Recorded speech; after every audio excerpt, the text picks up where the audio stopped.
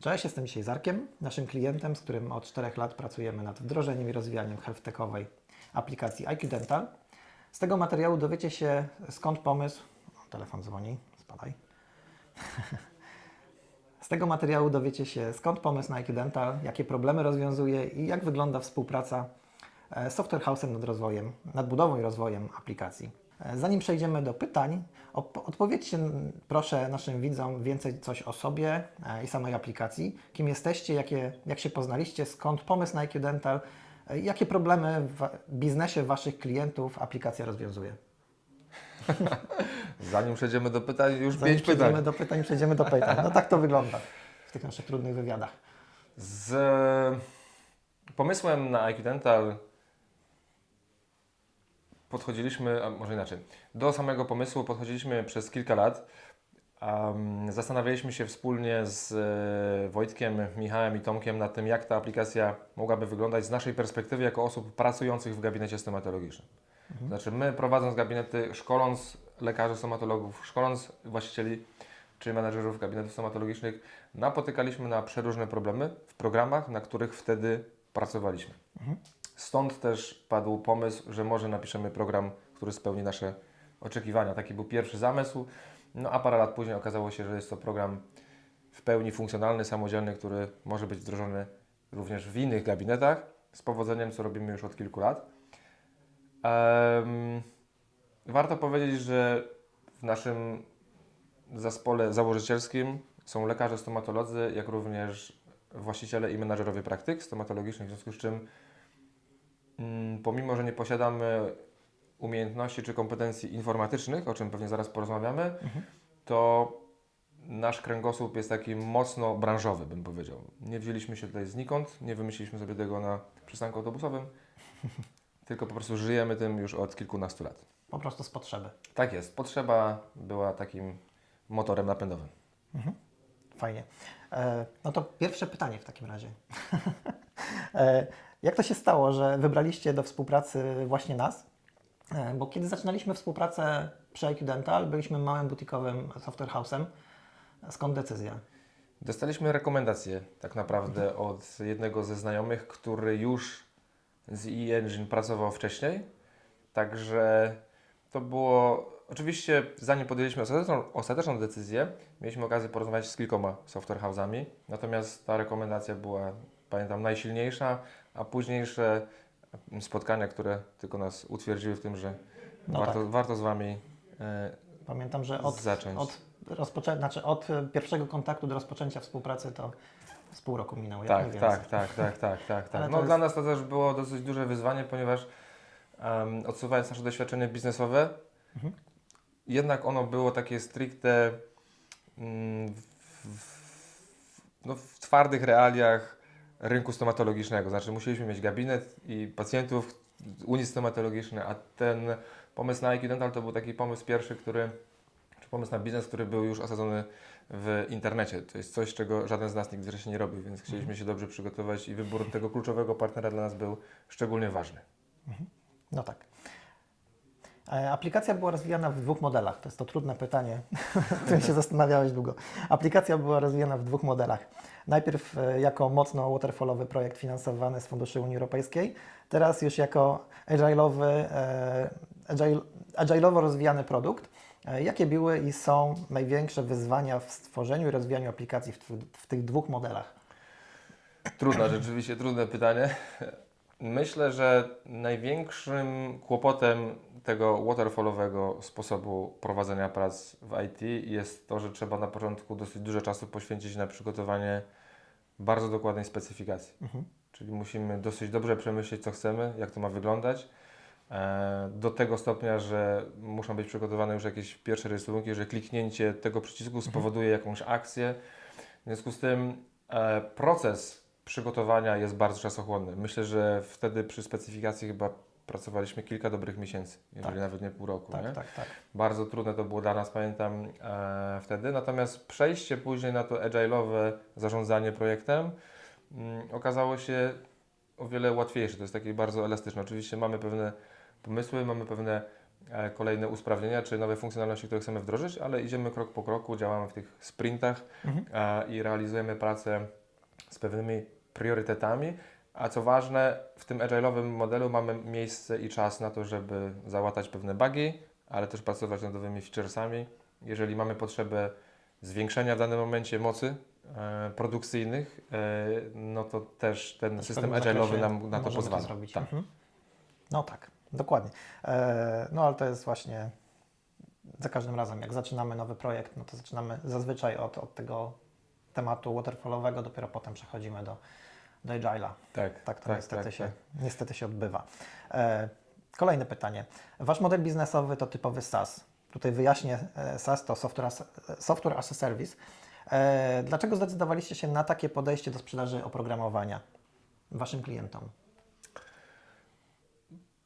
Patrząc wstecz, kiedy prowadziłem też swój gabinet, my pracowaliśmy na oprogramowaniu, które było, że tak powiem, instalowane z dyskietki. Ono było fizycznie na jakiejś maszynie, na jakimś komputerze, na jakimś serwerze w gabinecie. I to rodziło dużo problemów dla całego naszego zespołu, szczególnie lekarskiego, który nie miał wglądu do czy to grafików swoich pracy, czy to kart pacjentów zdalnie. W sensie, żeby taką na przykład wizytę zaplanować, żeby przygotować plan leczenia, to lekarz fizycznie musiał być w budynku gabinetu. Teraz to, na co się zdecydowaliśmy, czyli to SaaS-owe rozwiązanie oparte w chmurze, pozwala naszym klientom pracować praktycznie z każdego miejsca na świecie.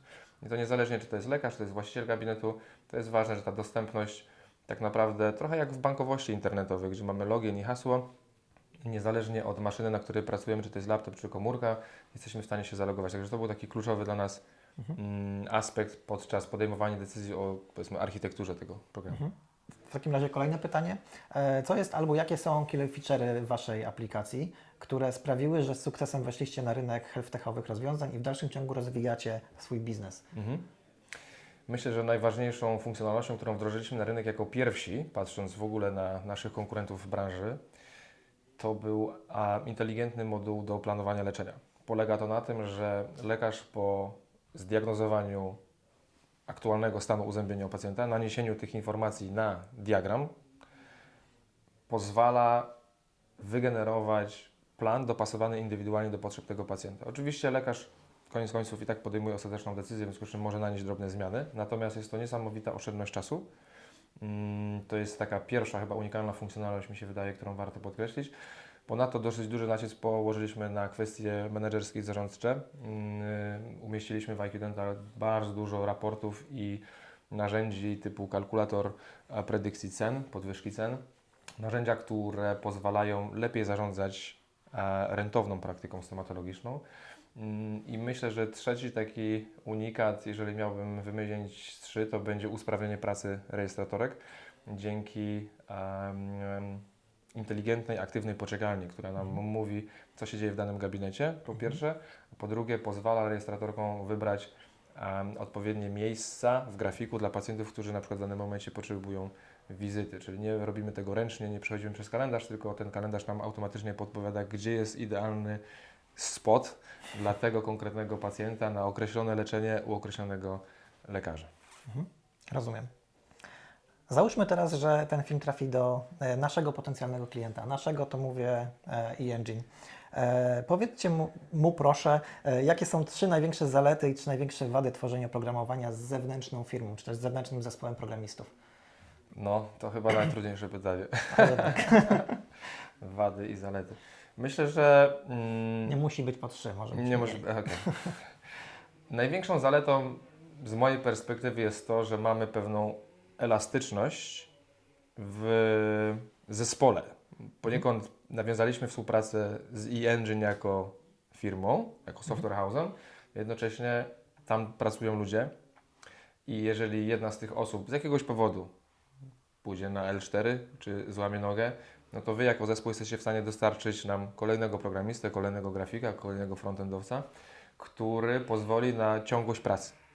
To jest, uważam, bardzo duża zaleta, bo jeżeli ja miałbym zatrudnić swoich grafików, czy jednego grafika, powiedzmy jednego programistę, no to w sytuacji podbramkowej byłbym uzależniony od tych konkretnych tak, osób. bardzo duży kłopot. Oczami wyobraźni widzę, że to jest nawet coś, co mogłoby wywrócić nas biznes, bo My nie napisaliśmy aplikacji, którą sprzedaliśmy i po prostu poszliśmy dalej, tylko my cały czas utrzymujemy tą aplikację i dbamy o to, żeby ona funkcjonowała, w związku z czym musimy utrzymywać helpdesk, musimy być, że tak powiem, na wyciągnięcie ręki, żeby ewentualne awarie jak najszybciej rozwiązywać. Więc tym samym to, że współpracujemy z Wami, to jest olbrzymia zaleta. To pierwsza taka zaleta, myślę. Druga zaleta współpracy z zewnętrznym software house'em, no to też będzie to, że Wy macie w swoim portfolio czy w swoich kompetencjach bardzo dużo umiejętności, czyli mnóstwo języków programowania, mnóstwo narzędzi, czy to graficznych, czy to programistycznych, dzięki czemu możecie łatwiej też dostosować się do naszych potrzeb. Jako kontrę powiem, że mając jednego programistę, podejrzewam, żebyśmy się skupiali tylko na jakimś jednym wąskim języku programowania i jakbyśmy coś wymyślili, jakąś nową funkcjonalność, być może temu programiście byłoby trudno napisać to akurat w takim języku. Tak, no przykładowo macie programistę webowego od aplikacji webowych, chcecie zrobić integrację z jakimś RTG, Tak. no to już są inne kompetencje i Dokładnie inni tak. ludzie, którzy to robią. Dokładnie Więc ten tak. zespół musiałby być szeroki, Tak. żebyście byli w stanie robić to wszystko Tak. jednocześnie. No i trzecia zaleta, myślę, to jest to, że Wy jako software house jesteście tak poukładani, że macie pewne rzeczy już procesowo przepracowane. Czyli macie swojego project managera, który opiekuje się całym zadaniem, on deleguje pracę i on jest takim oficerem łącznikowym pomiędzy Waszą firmą a naszą firmą. I dzięki temu, że taki project manager w ogóle jest, to my mamy ład i porządek w tym wszystkim. Jako kontrę do tego powiem, że nie posiadając project managera takiego zewnętrznego, który ma już wszystko ubrane w procesy, myślę, że my wewnątrz IQ Dental z jednym programistą podejrzewam, że mielibyśmy dosyć dużo problemów, bo dużo by się działo po prostu ad hoc. Być może zarzucalibyśmy tego programisty różnymi pomysłami, być może klienci, którzy zgłaszaliby jakieś bugi, zarzucaliby go pracą i w pewnym momencie oczami wyobraźni widzę, że chłop mi się zwalnia z roboty, bo mówi, że jest przytłoczony pracą. A wracam tutaj właśnie do tego project managera i tych procesów, które już macie i to już jest u Was przepracowane. To jest niesamowita zaleta, bo ja jako osoba, jako właściciel, który pewne rzeczy śledzi z boku, ja widzę, jak dużo spokoju to wprowadziło do naszej komunikacji i współpracy. A jakieś minusy? Bo na razie tylko plusach. Minusy? Może Ciężko nie ma. powiedzieć o minusach. Znaczy, wydaje mi się, że wadą takiego zewnętrznego partnera jest to, że nie widzimy się codziennie w biurze. Czyli jak przy każdej pracy zdalnej, no trzeba mieć do siebie dużo zaufania, trzeba mieć wdrożone odpowiednie narzędzia komunikacji, żeby to działało dobrze. I to działa dobrze. Jednocześnie myślę, że jakbyśmy mieli okazję pracować jako jeden zespół w naszym biurze gdzieś w jednym mieście w Polsce, to taka możliwość podejścia do programisty czy do project managera, porozmawiania po prostu w 4 oczy rano czy po południu, na pewno byłaby czymś lepszym niż tylko mail, telefon, Tak. Trello i Slack, prawda? Więc Tutaj- to myślę, że to jest taka trochę Tutaj się ułomność. wetnę w słowo. Pamiętam, że zdaje się, że Steve Jobs powiedział coś takiego, że najlepsze pomysły pojawiają się na korytarzach, więc Tak. trzeba firmę budować na korytarzach, a nie w Tak. zamkniętych pokojach. Tak, Stąd tak. to jego biuro w formie takiego ringa, gdzie wszyscy są ze sobą. Tak. No to myślę, że to jest chyba taka jedyna wada, bo szczerze mówiąc to nie wymyślę nic, nie przychodzi mi nic do głowy. No, czyli de facto praca zdalna jest tutaj wadą, ale no Aczkolwiek żyjemy teraz w takich czasach, że Właśnie. to jest chyba coś, do czego musimy przywyknąć powoli i to jest tylko kwestia, jak szybko nauczymy się jak nowej pracować, rzeczywistości. dokładnie, bo to praca zdalna sama w sobie to jest bardzo szerokie pojęcie, prawda? Bo tu mamy jeszcze jakąś pracę asynchroniczną, to dochodzi tutaj dużo różnych jakichś wariantów tej pracy zdalnej. My pracujemy zdalnie, nasi programiści pracują Tak. zdalnie w stosunku do nas. Tak. Tutaj każda zdalność jest inna troszeczkę. Tak. Ale z drugiej strony patrząc na to, że my stworzyliśmy z Wami program, który jest w chmurze i ma pomagać w zdalnym łączeniu się z kliniką, na przykład stomatologiczną, no to wartałoby chyba popracować trochę zdalnie też. No właśnie, wtedy poczuć tą zdalność Tak, i dokładnie, wykorzystać fakt, dokładnie. że ona jest. Dokładnie. No dobrze, to w sumie przedostatnie pytanie. Wchodząc głębiej w temat naszej współpracy, jak wygląda z Waszej perspektywy proces tworzenia nowych funkcjonalności w IQ Dental? Od fazy pomysłu w Waszych głowach do opublikowania go dla użytkowników końcowych. W których miejscach szczególnie pomagamy, a gdzie nasze podejście do wdrażania zmian szczególnie Was irytuje, przeszkadza? Jak wygląda proces? No pierwsza rzecz to jest to, że coś nam w głowie kiełkuje, albo nam, albo naszym klientom. Spisujemy to wszystko skrzętnie, a później przekazujemy no, do Was tak naprawdę. I to Wy nauczyliście nas z programów takich jak Trello, Slack, gdzie wszystko jest już ubrane w pewne schematy. Trello jest tutaj bardzo pomocnym narzędziem, gdzie mamy też szpalty, w których idąc od lewa właśnie mamy taki proces poniekąd stwórczy, bo pierwsze też szpalty po lewej stronie to są właśnie szpalty związane z pomysłami, z pewną jakąś weryfikacją, czy to w ogóle jest zasadne. I idąc bardziej w prawo przesuwamy się tutaj w kierunku analizy, wyceny już programistycznej, później produkcji, pracy na sprintach, jakiegoś review kodu. No i ostatni taki element to jest to, kiedy my po testach już naszych dajemy Wam zielone światło, żeby ta nowa funkcjonalność znalazła się na wersji produkcyjnej, no i później wysyłamy wiadomość do naszych klientów, że jest coś nowego w naszym oprogramowaniu. I myślę, że zadać takie pytanie na końcu, w czym nas tutaj chyba wspieracie, tak? Co nas być może irytuje. Nie powiem Ci, co mnie irytuje, bo szczerze mówiąc nie wydaje mi się, czy nas coś irytowało, ale w czym nas pomagacie, to jest coś, co po części już mówiłem 2 pytania wcześniej, czyli ta procesowość pewnych działań. To z mojej perspektywy bardzo subiektywnej jest bardzo ważne, bo dzięki temu wiemy, nad czym pracujemy, wiemy, jakie są zadania skolejkowane, co jeszcze mamy w fazie jakiegoś tam doprecyzowania i niezależnie od tego, nad czym pracują na przykład programiści w danym momencie, to my w zespole, powiedzmy, twórczym możemy sobie jeszcze pewne rzeczy doprecyzować z grafikiem, już pewne rzeczy w ten sposób wizualizować, żeby też później przyspieszać ten proces. Także to, czego Wy nas nauczyliście, czyli tej metody agile'owej, to jest dla mnie, jako osoby, która z tym nie miała wcześniej wspólnego, taki duży krok milowy, mi się wydaje, w moim myśleniu. Do tego stopnia, że zrobię taką małą dygresję, ja zacząłem wprowadzać też te procesy w swoich innych firmach, które nie są IT, ale sama koncepcja tego agile'owego myślenia, tak, dokładnie tak. Także to jest, myślę, coś fajnego, co można wdrożyć niezależnie od branży. Nie wiem, czy się to wszędzie przyda, aczkolwiek to jest coś, w czym na pewno nam pomagacie. No i znowu ta rola project managera jest tutaj chyba kluczowa, bo bez niego to wszystko by się po prostu wysypało. Tak. On pilnuje procesu, że to wszystko jest po kolei, Tak jest. że wiele rzeczy się dzieje jednocześnie de facto, bo to działamy na sprintach, ale w każdym sprincie mamy ileś niezależnych jakby wątków, każdy jest na innym etapie Oczywiście. i wszystko to się zamyka Tak właśnie jest. w takich tygodniowych, 2-tygodniowych przyspieszeniach. No dobra, ostatnie pytanie. Jakie macie plany na przyszłość? Plany zawsze mamy ambitne. To znaczy od samego początku powiedzieliśmy, że Polska nie jest naszym jedynym rynkiem, nie jest rynkiem docelowym. Jest to pewna forma przetarcia szlaków. Oczywiście zbieramy tutaj niesamowite doświadczenie i serce byśmy oddali na tacy tym wszystkim naszym pierwszym klientom, którzy nam zaufali, bo mamy już ich kilkaset tak naprawdę, w związku z czym dużo osób nam zaufało i dużo osób nam pomaga rozwijać tą aplikację tutaj w Polsce. Myślę, że kolejnym krokiem jest wyjście na rynki zagraniczne. Myślę, że już jesteśmy gotowi na to. To jest jedna rzecz. I druga rzecz, którą chcemy też zrobić, to jest rozszerzenie